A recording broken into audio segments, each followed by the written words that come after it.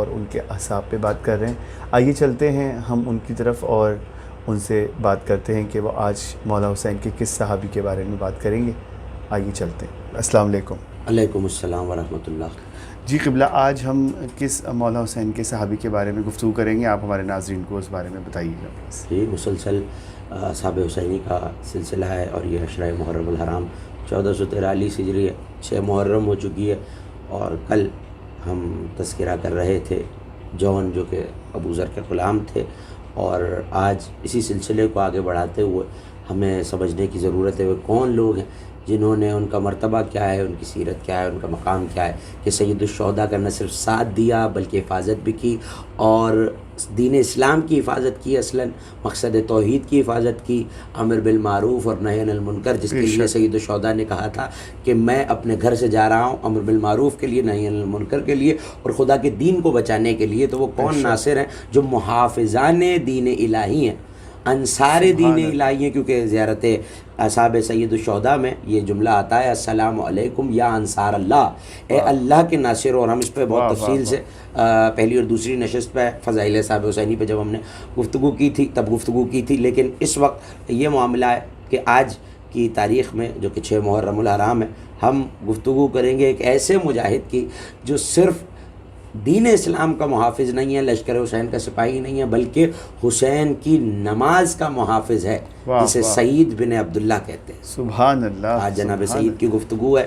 اور ایسا شخص کہ جو امام حسین، ظاہر ہے کہ جناب سعید کے بارے میں ایک مشہور شخصیت ہے، ان کا تذکرہ ہوتا رہتا ہے کہ جب ظہر کی نماز کا وقت آیا ہے تو سینہ سپر ہو کے سعید بن عبداللہ حسین اور حسین کے لشکر کے سامنے کھڑے ہیں.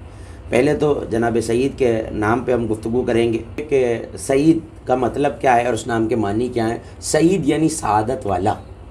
سبحان اللہ. جیسے ہم کہتے ہیں کہ عید سعید، تو عید کو سعید کیوں کہا جاتا ہے؟ کہ سعادت والی، جس میں سعادت مندی ہو. اور یہ حدیث رسول ہے کہ سعید، شکم مادر سے جس کی طبیعت سعید ہوتی ہے وہ سعید رہتا ہے، اور جو شقی ہوتا ہے وہ شکم مادر میں ہی شقی ہوتا ہے. اس کا مطلب ہے کہ عام شخص جس کی طبیعت میں سعید ہونا موجود ہے، جب سے اس کی خلقت ہوئی ہے تب سے وہ سعید ہے.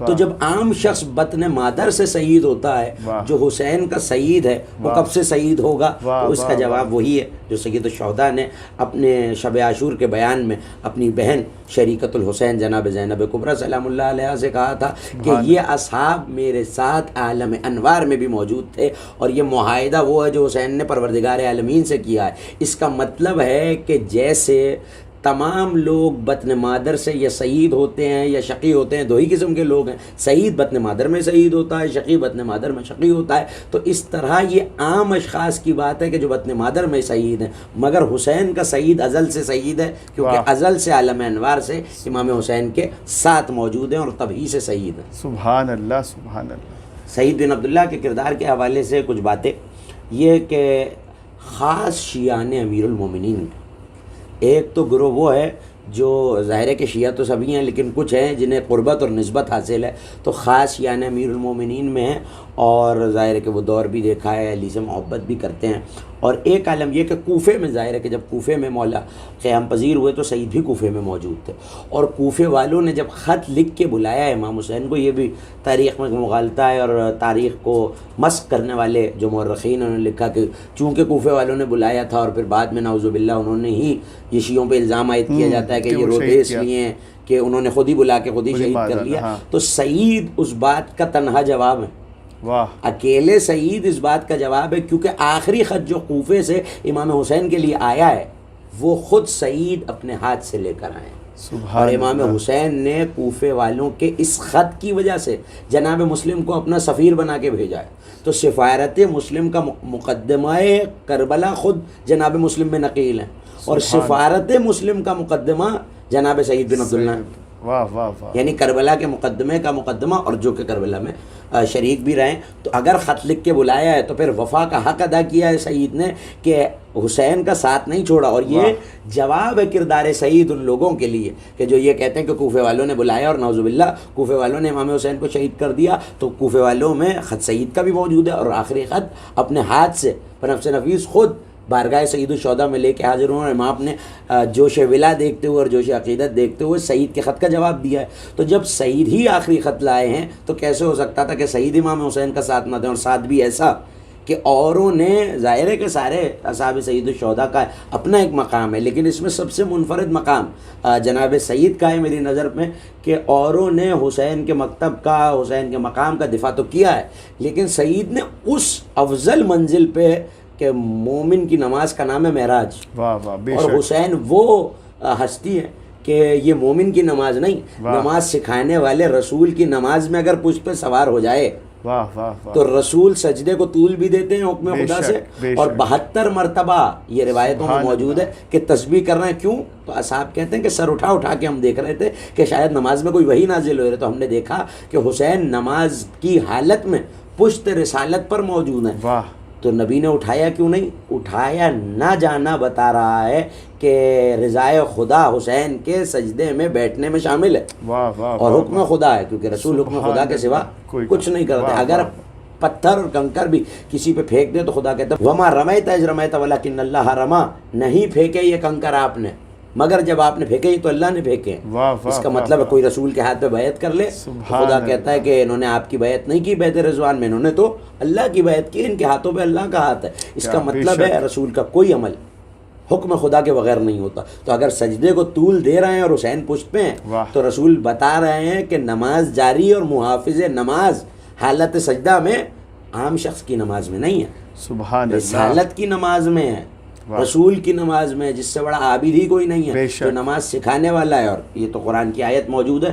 کہ یہ آپ سے کہتے ہیں کہ عیسیٰ خدا کے بیٹے ہیں، کہہ دیجئے کہ فَأَنَا أَوَّلُ الْعَابِدِينَ إِنْ كَانَ لِلرَّحْمَنِ وَلَدٌ، اگر رحمان کے ہاں، اللہ کے ہاں کوئی بیٹا ہوتا تو پہلا عبادت کرنے والا تو میں ہوں۔ واہ واہ، تو جو اول العابدین ہے اس کے سجدے میں حسین آ گئے ہیں، تو بتا رہے ہیں کہ حسین محافظ نماز ہیں، اور سعید حسین کی نماز میں سپر بن کے کھڑے ہیں، ڈھال بن کے کھڑے سبحان ہیں، تو اللہ۔ محافظ بنے ہیں اس کی نماز کے، جو خود صرف نماز کا نہیں، سارے دین الہی، توحید، نبوت اور رسالت کا محافظ ہے۔ واہ واہ، یہ واہ۔ سعید کا نام تھا، اور کردار سعید ہے کہ خط لے کے آئیں، اور اس کے بعد خط کا جواب سید الشہداء نے اپنے قلم سے، تو کتنا امین جانا ہوگا جناب سعید کو کہ یہ واہ ایسی واہ۔ امانت کہ حالات کوفے کے، ہمارے ناظرین جانتے ہیں کہ حکومت وقت اور ابن زیاد کی حکومت قریب ہے، اور کوفے کے حالات سازگار نہیں ہیں، اور جناب مسلم جا رہے ہیں، تو پہلے بیعت کرنے والوں میں خود سعید بھی شامل ہیں، اور حضرت مسلم کا یہ خط لے کر سعید مکے سید الشہداء کے پاس آئے،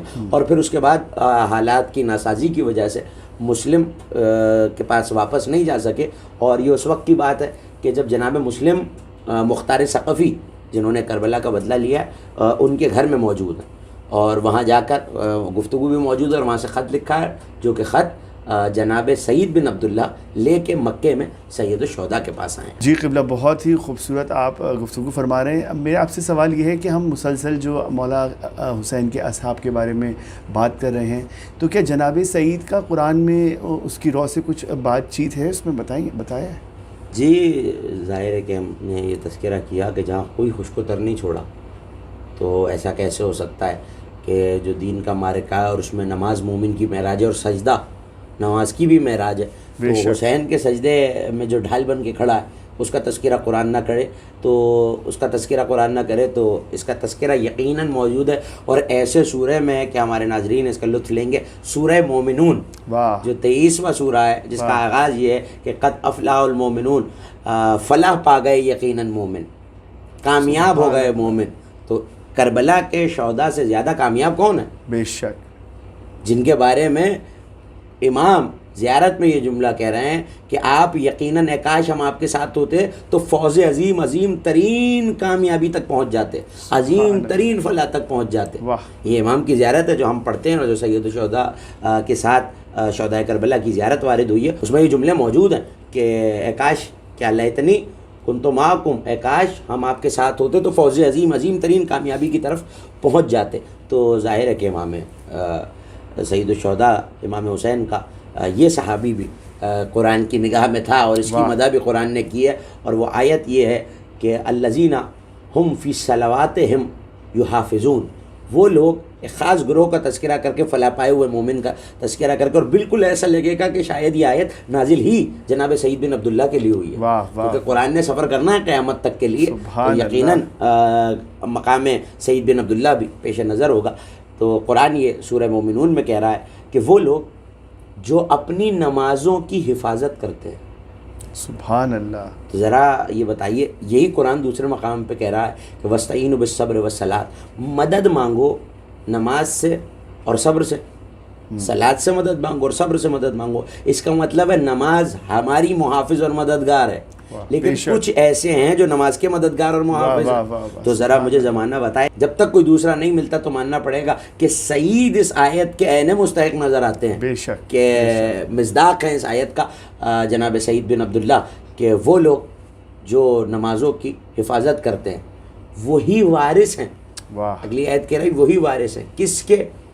جنت الفردوس کے، ہم فیہا خالدون، اور وہ ہمیشہ اسی جنت الفردوس میں رہیں گے، چونکہ وہ جنت الفردوس کے وارث ہیں۔ واہ، اب دیکھیے کہ قرآن حفاظت کرنے والوں کو یہ نہیں کہہ رہا کہ وہ مستحق ہیں کہ جنت جائیں، نہیں، وہ جنت کے وارث ہیں، اور وارث جسے چاہے خود جنت میں لے جا سکتا ہے۔ واہ واہ واہ، تو یہ مقام سعید ہے کہ نمازوں کا محافظ کہہ رہا ہے قرآن، اور یہ کہہ رہا ہے کہ سعید بن عبداللہ جنت فردوس کے وارثین میں سے۔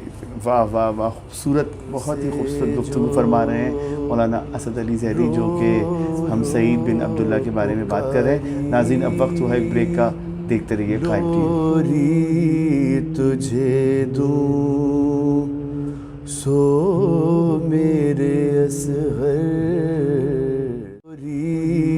تجھے دوں سو میرے اصغر۔ جی ناظرین، ہم بریک سے واپس آ گئے ہیں اور ہم سعید بن عبداللہ کے موضوع پہ بات کر رہے ہیں۔ مولانا حسین کے صحابی ہیں۔ آئیے چلتے ہیں قبلہ کی طرف اور ان سے کچھ سوال کرتے ہیں۔ جی قبلہ، آپ نے شروع میں ابتدا میں یہ کہا تھا کہ انہوں نے نماز میں مولا حسین کی حفاظت کی، تو اس واقعے کو آپ ذرا ہمارے ناظرین کو بتائیے گا کہ انہوں نے وہ کس طرح مولا حسین کی نماز میں جان حفاظت کی؟ جی، ہم وقفے سے پہلے ہی گفتگو کر رہے تھے کہ آیت قرآنی یہ کہہ رہی ہے کہ وہ لوگ جو نمازوں کی حفاظت کرتے ہیں وہ جنت کے وارث ہیں۔ تو ظاہر ہے کہ کوئی ایسا واقعہ موجود ہے، اور ہم نے آغاز میں بھی عرض کیا اور پھر قرآن کی روح سے بھی اس کا منظر پیش کیا کہ وہ لوگ جو حفاظت کرتے ہیں وہ جنت کے وارث ہیں اور ہمیشہ اسی میں رہیں گے۔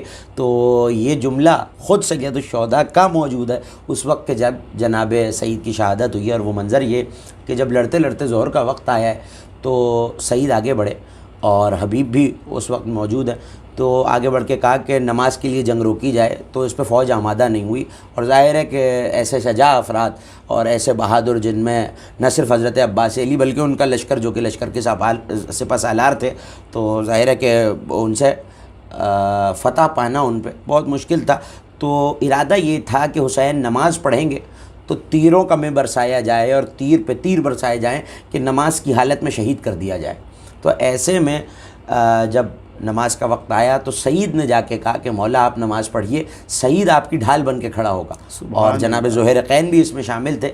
لیکن یہ عرض کروں کہ سعید نے عجیب جملہ کہا اور علماء نے لکھا کہ آ کے کہنے لگے مولا یہ بتائیے کیا کعبے کی حفاظت کی نیت سے کعبے کو پشت پھیری جا سکتی ہے؟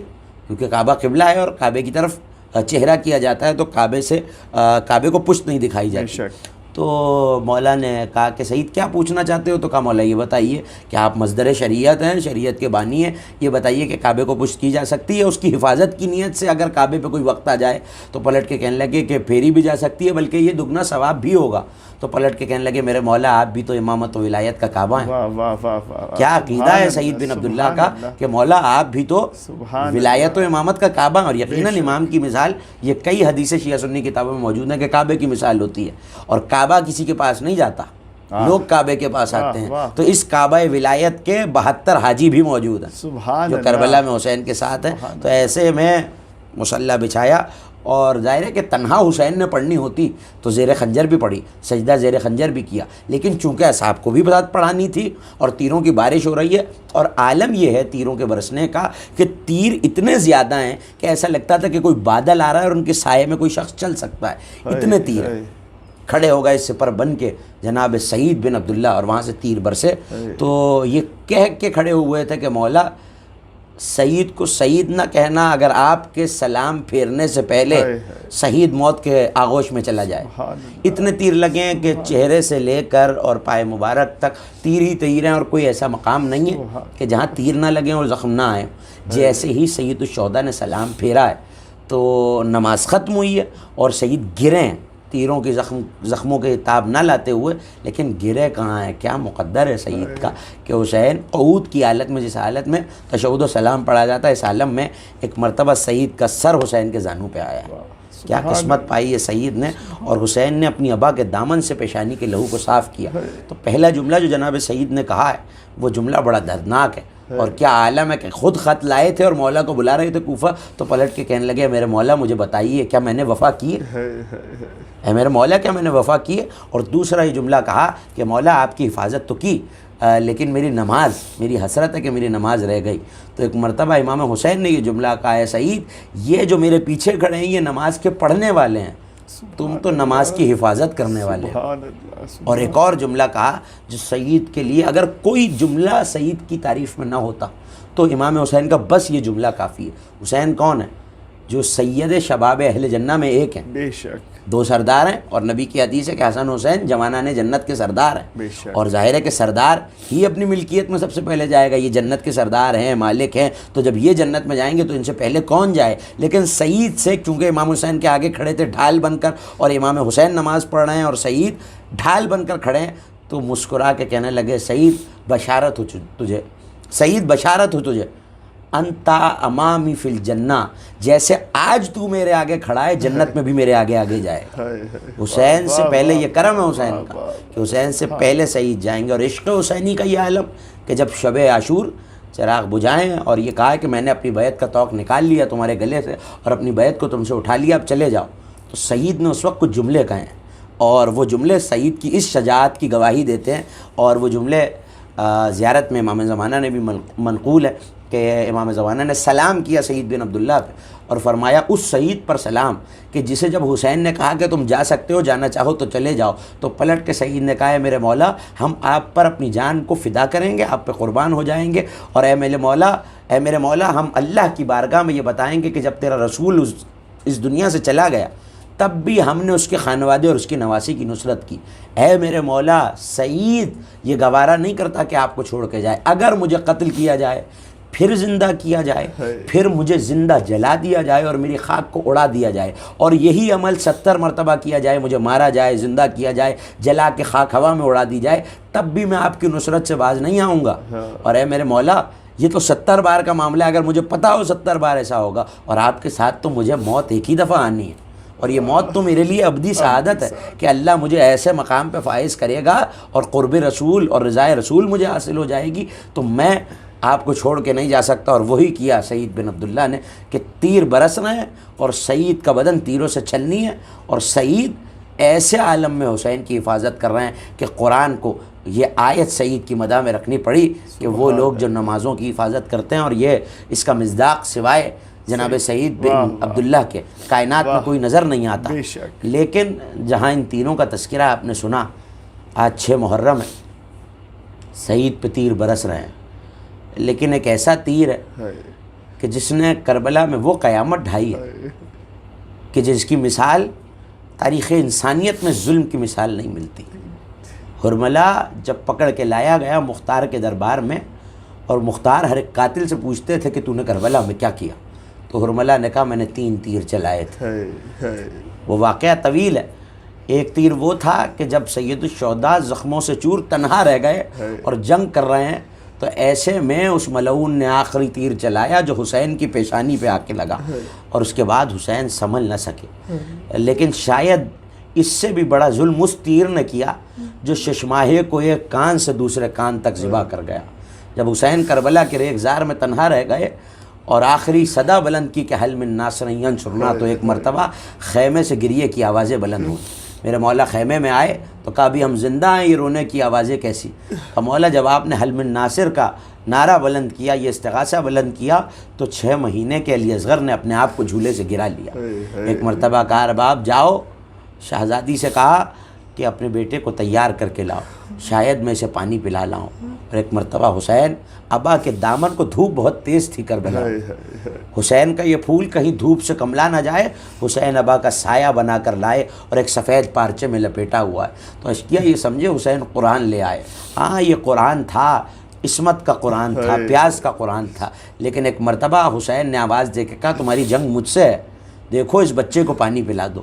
کوئی جواب نہ آیا، تو ایسے میں حسین نے یہ کہہ کے بچے کو جلتی ہوئی ریت پہ رکھ دیا کہ تم یہ سمجھتے ہو کہ اس بچے کے بدلے حسین پانی پی لے گا، لو میں اپنے اصغر کو، ننھے سے پھول کو کربلا کی ریت پہ، جلتی ہوئی ریت پہ لٹائے دیتا ہوں۔ لیکن کوئی آگے نہ بڑھا۔ ایک مرتبہ اپنے لال کو اٹھا کے کہا میرے لال تم فخر اسماعیل ہو، دیکھو کہیں ایڑیاں نہ رگڑنا کہ چشمہ جاری ہو جائے، اور یہ کہہ کے کہا حجت خدا کے بیٹے حجت کو تمام کرو۔ قیامت ہو گئی اس وقت، لشکر منہ پھیر پھیر کے رونے لگا جب اصغر نے ننھی سی سوکھی ہوئی زبان اپنے لبوں پہ پھرائی، چیخ مار مار کے رونے لگے۔ ایسے میں آواز دی گئی حرملہ اقطع کلام الحسین، حسین کے کلام کو قطع کر کہیں انقلاب نہ آ جائے۔ ایک تیر کمی گاہ سے چلا، لیکن حرملہ وہ ملعون ہے کہ اس کا تیر کبھی خطا نہیں ہوتا تھا۔ کئی بار اس نے کمان میں تیر کو جوڑا، تیر اس کے ہاتھ سے چھوٹ جاتا تھا۔ پلٹ کے پسر سعد نے کہا حرملہ حسین سے ڈر گیا یا حسین کے بچے سے ڈر گیا؟ تو ایک مرتبہ کہا نہ حسین سے ڈرا ہوں، نہ حسین کے بیٹے سے ڈرا ہوں۔ کوئی بی بی در خیمہ سے آواز دے کے کہتی ہے حرملہ میرا لال نے تیرا کیا بگاڑا؟ مجھے راہ سے جو رو رو پکاری، لوری تجھے دوں سو میرے اصغر